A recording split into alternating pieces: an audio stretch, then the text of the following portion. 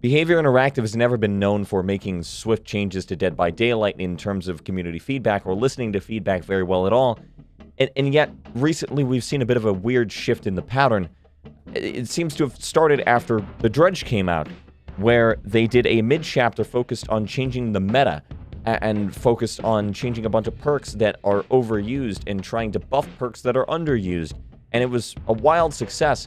And they even did a PTB on that, and they listened to feedback from the PTB, the public test build, to the live build, which they never do. Usually the PTBs just kind of go unchanged or are more broken from the PTB to the live build.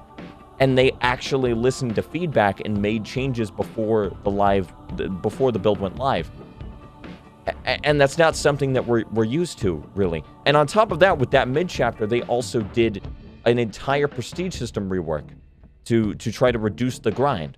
It's just not a pattern that I'm used to. And you could think of that as a one-off, you know. It's weird giving them compliments. It's every once in a while, something good can happen. A broken clock works twice a day.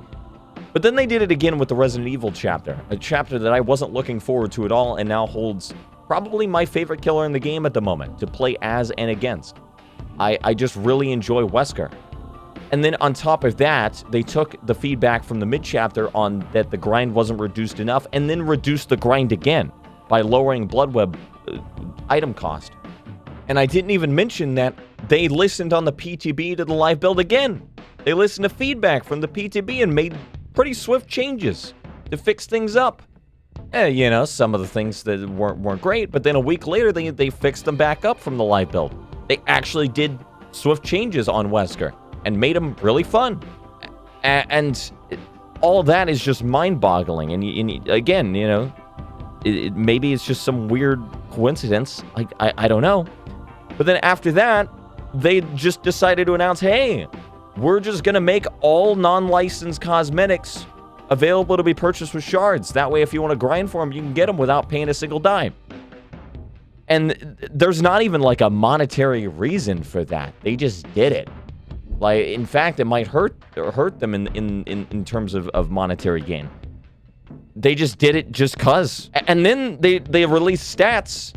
They released stats on the mid-chapter to show us how things have changed and what their goals are and what has worked and what hasn't.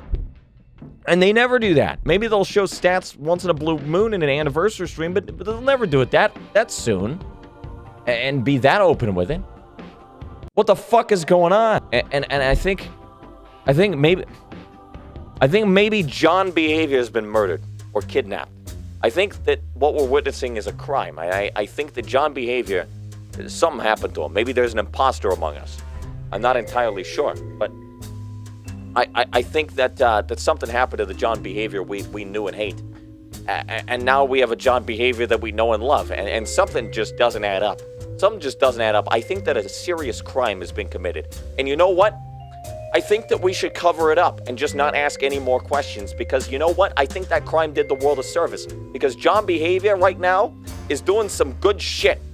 And I think that we should keep him and just never mention this ever again. I don't know what this shit is going on, but keep it up.